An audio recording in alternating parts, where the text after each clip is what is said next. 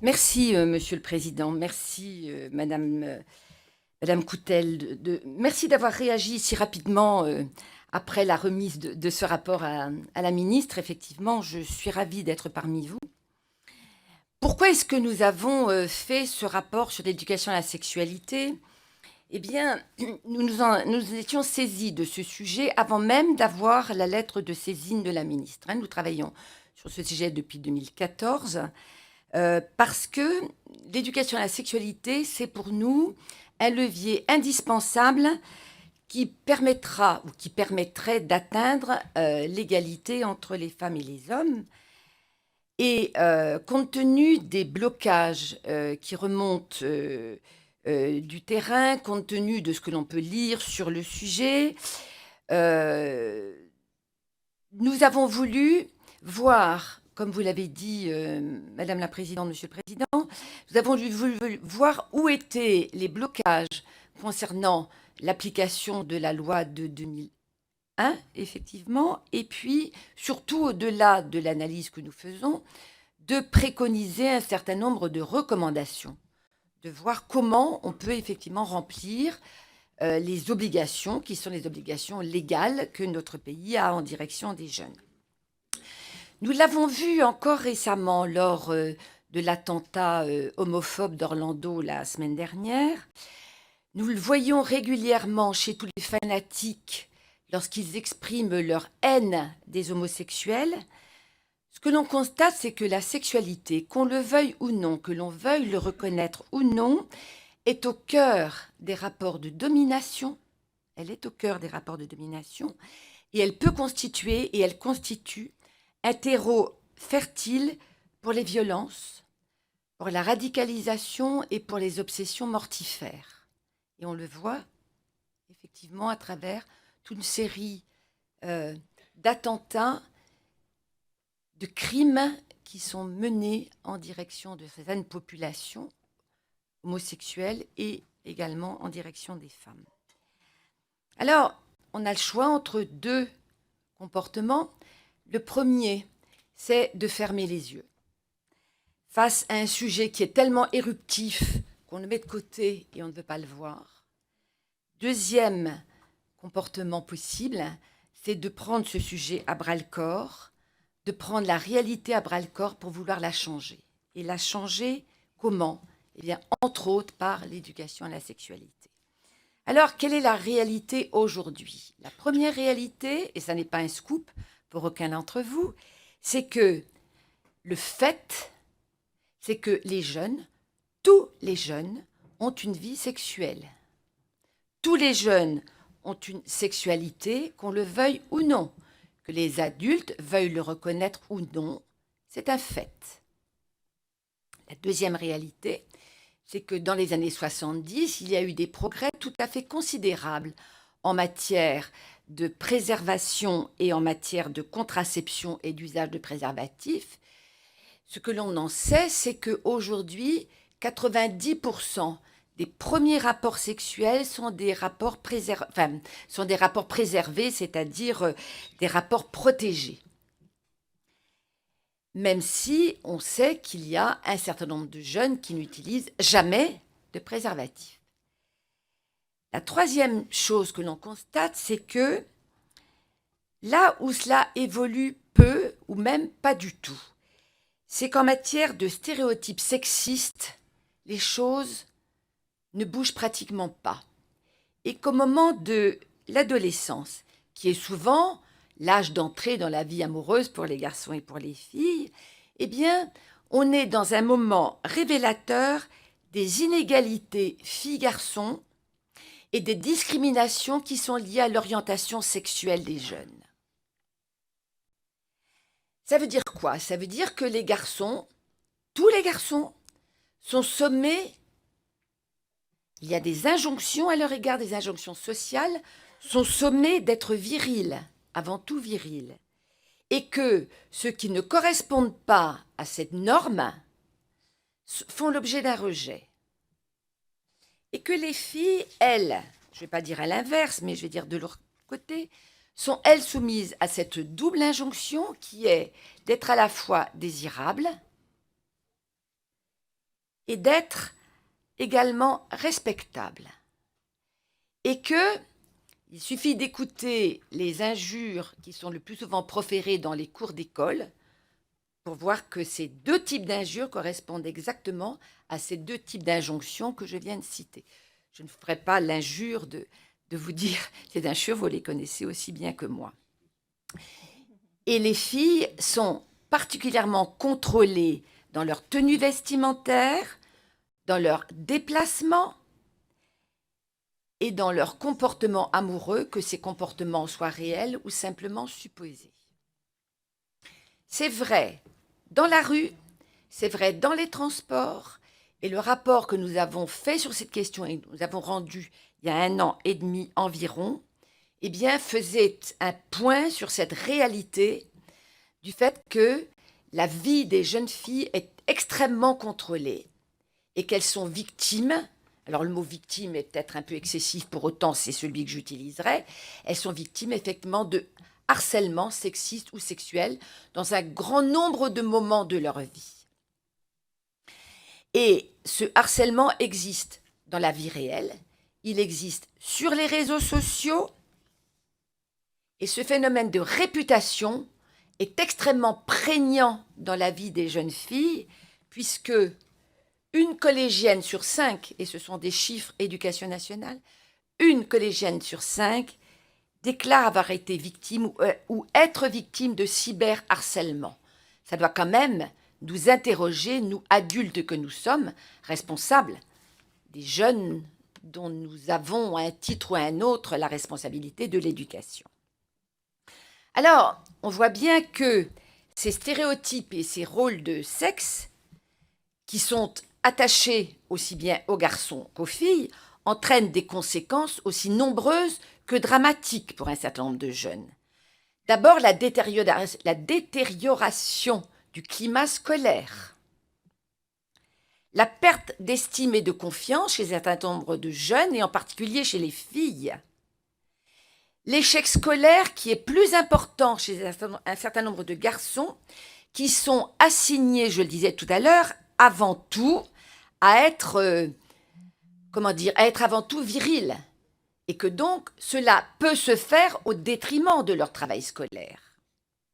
Et puis, des rapports parfois violents, aussi bien au plan psychologique, psychique que physique, entre les garçons et les filles, et y compris entre les garçons et y compris entre les filles.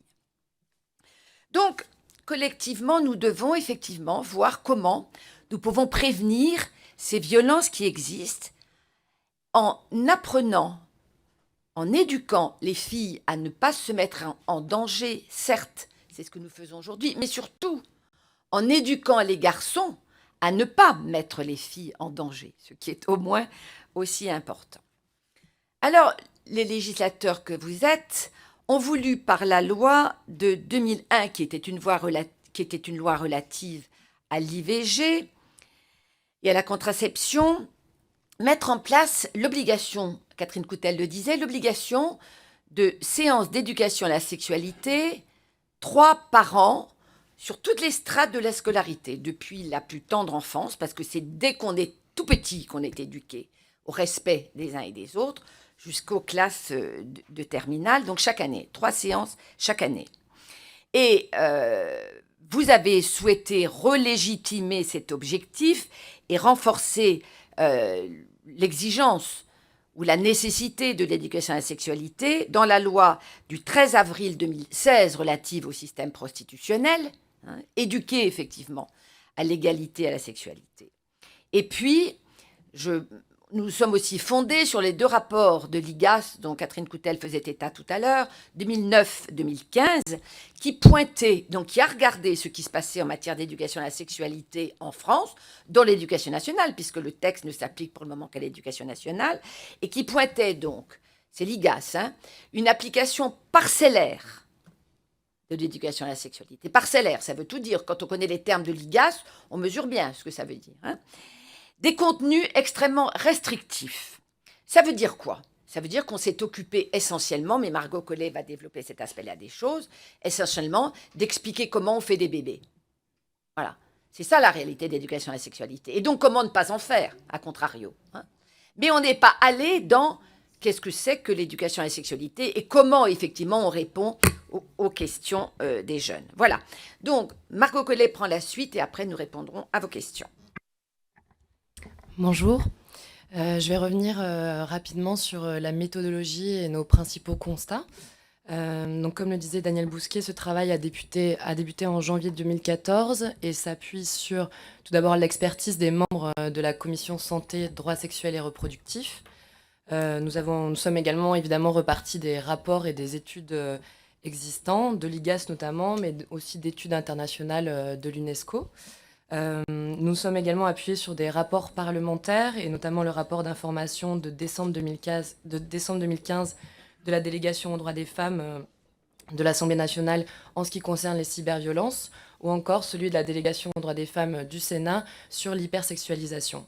Nous avons par ailleurs mené 19 auditions de chercheurs, d'intervenants en éducation à la sexualité, de différents services du ministère de l'Éducation ou de la jeunesse et des sports. Et nous avons également rencontré 20 organisations ou associations, qu'il s'agisse d'organisations représentatives de la jeunesse, de syndicats enseignants, syndicats chefs d'établissement ou les fédérations de parents d'élèves.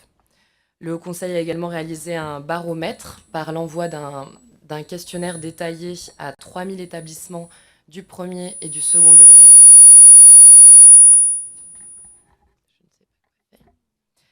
Donc je disais un baromètre par l'envoi d'un questionnaire à 3000 établissements du premier et du second degré, publics et privés, d'un échantillon représentatif fourni par les services du ministère de l'Éducation nationale. Quels sont les principaux constats que nous retirons de ces auditions et du baromètre ? L'éducation à la sexualité fait l'objet d'une obligation légale depuis plus de 15 ans. Or, son application reste parcellaire, inégale et restreinte. Parcellaire car elle concerne une minorité des 12 millions d'élèves accueillis chaque année par l'éducation nationale. Inégale car son application est très variable en fonction des territoires et elle repose trop souvent sur de bonnes volontés individuelles, un infirmier, une infirmière, un enseignant, un ou une chef d'établissement qui va impulser des actions dans son établissement. Et elle repose également sur l'engagement ponctuel ou l'engagement de collectivités territoriales. Nous appuyons notamment sur l'exemple de la région Rhône-Alpes ou encore le département de l'Essonne qui sont cités à plusieurs reprises dans le rapport. Enfin, lorsque des séances sont effectivement mises en œuvre, donc dans une minorité d'établissements, le contenu est restreint. On constate en effet dans notre baromètre que les séances, lorsqu'elles ont lieu, se concentrent en CM2, 4e et seconde, c'est-à-dire dans les classes où le programme prévoit l'étude de la reproduction. Cela corrobore d'ailleurs les remontées du terrain qui font état d'une éducation à la sexualité trop souvent concentrée sur des aspects sanitaires et reproductifs dans un format magistral peu adapté aux besoins des jeunes. Notre baromètre montre que les 3 thématiques les plus abordées dans le second degré sont VIH, SIDA, IVG, contraception et respect, et qu'à l'inverse, les violences sexistes et sexuelles et l'orientation sexuelle sont les moins abordées dans le contenu des séances mises en place. Les facteurs de blocage de cette mise en œuvre concernent en premier lieu l'éducation nationale. Tout d'abord, en matière de pilotage, l'éducation à la sexualité n'a jamais été pensée, ni au sein de l'éducation nationale, ni ailleurs, comme une politique publique à part entière, pilotée, suivie et évaluée. Elle est encore peu connue et impulsée à tous les échelons administratifs. En matière de formation, la formation est également un blocage. Une minorité des personnels de l'éducation nationale est formée sur cette question, que ce soit en formation initiale, en SP par exemple pour ce qui concerne les enseignants, ou en formation continue dans le cadre des PAF et du PNF. Or, ce que nous montrons, c'est que l'éducation à la sexualité, c'est quelque chose qui s'apprend, que ça se construit, et l'on peut comprendre que enseignants et personnels médico-sociaux ne se sentent pas aptes à intervenir sur cette question sans y avoir été formés. Enfin, en matière de financement également, on constate que les contributions sont éparses et peu identifiées. Comme nous le montrons, page 87 du rapport, à partir de plusieurs exemples, les financements peuvent passer par la volonté d'agences régionales de santé qui vont financer des séances ou des actions de formation, de même que des conseils départementaux peuvent mettre des agents à disposition pour intervenir en collège ou financer des associations. Mais les chefs d'établissement ne disposent pas de budget propre pour recourir à des intervenants extérieurs. D'ailleurs, dans notre baromètre, le manque de moyens financiers est pointé par les établissements comme un des principaux freins, avec la disponibilité du personnel et la gestion des emplois du temps. À l'inverse, la formation est perçue comme le principal facteur facilitateur par les établissements qui nous ont répondu. Au-delà des blocages endogènes au fonctionnement de l'éducation nationale, c'est plus largement la société tout entière. Nous le disions, nous sommes intéressés à l'éducation nationale, mais à d'autres ministères, à d'autres politiques. C'est plus largement la société tout entière qui manifeste des blocages sur le sujet. Il y a en France une difficulté à reconnaître la sexualité des jeunes et à en parler de manière sereine et équilibrée. Et il y a également une méconnaissance de ce qu'est l'éducation à la sexualité. C'est pourquoi nous nous appuyons sur l'exemple du Québec, par exemple, qui a mis en place une transparence et une information sur le contenu des séances d'éducation à la sexualité adaptées à chaque niveau scolaire des élèves. Face à ce constat et en l'absence d'une éducation à la sexualité qui soit systématique et adaptée, les enfants et les adolescents peuvent être amenés à se tourner vers les médias et notamment Internet, qui est devenu une source d'information privilégiée en matière de sexualité après le groupe de pairs. Or, ce que nous montrons, c'est que sur Internet, on trouve le meilleur comme le pire. Et à titre d'exemple, la recherche du mot sexualité engendre 26 millions de résultats dans les moteurs de recherche. Comment savoir quelle est l'information fiable? Comment savoir vers quel site Internet se tourner? On y trouve des ressources intéressantes, des sites institutionnels. On prend l'exemple du site On s'exprime de l'INPES, des blogs ou des sites intéressants, mais qui sont malheureusement parfois peu identifiés par les jeunes.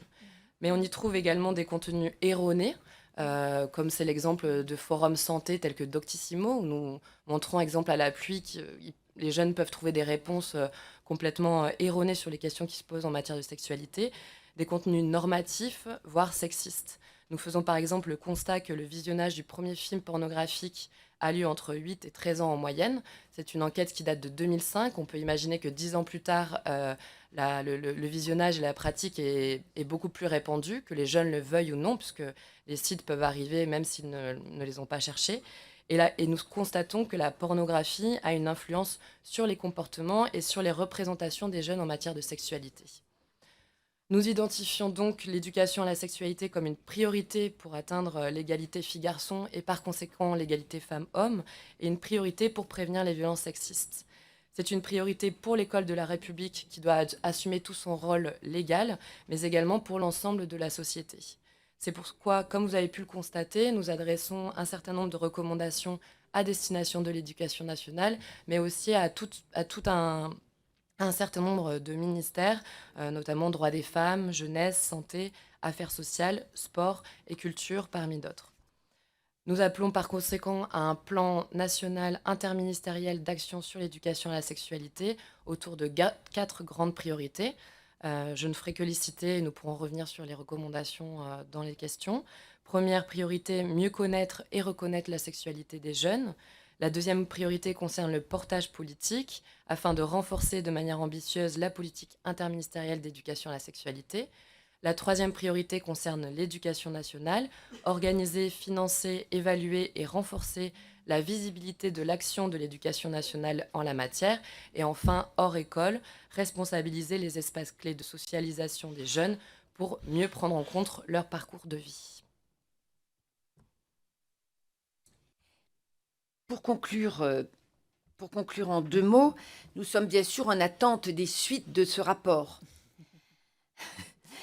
Et nous mesurons bien à quel point les parlementaires ont un rôle important à jouer dans ce domaine. Nous avons rendu ce rapport donc la semaine dernière à la ministre des Droits des Femmes, à la ministre de l'Éducation nationale, l'enseignement supérieur, etc. J'abrège. Et nous espérons que les parlementaires que vous êtes pourront porter les mesures d'ordre législatif et en particulier les mesures d'ordre financier lors de la discussion du budget.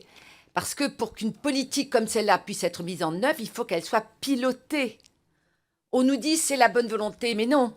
La bonne volonté individuelle ne fera jamais rentrer une organisation comme celle-là dans une institution comme l'éducation nationale. Donc il faut qu'il y ait un pilote. On nous dit c'est le recteur. Vous imaginez bien que les recteurs, au milieu des centaines de priorités qu'ils ont, ne peuvent pas être en responsabilité de cela. Donc il faut un ou une pilote par académie. Voilà, une ou un peu. Voilà. Donc ça veut dire qu'il faut 30 pilotes. Ça veut dire qu'il faut qu'il y ait une identification des moyens qui soient mis sur cette politique. Voilà. Et dans le PLF, etc. Voilà, il y a sans doute à identifier les moyens et à les flécher et à indiquer quels sont effectivement les moyens à mettre sur cette politique et les personnels à affecter. Pas des dizaines de personnes. La formation des personnels de l'éducation nationale et un pilotage académique. À l'instant, il a été évoqué la question de notre baromètre. C'est un questionnaire qui a été envoyé à un échantillon de 3000 établissements scolaires, échantillon qui nous a été fourni par l'Éducation nationale, qui représentait donc des strates des types d'établissements. Plus de 30% d'entre eux ont répondu, ce qui est un très bon taux de réponse. Hein. Donc on peut considérer qu'on a eu des véritables réponses de la situation dans l'éducation nationale aujourd'hui.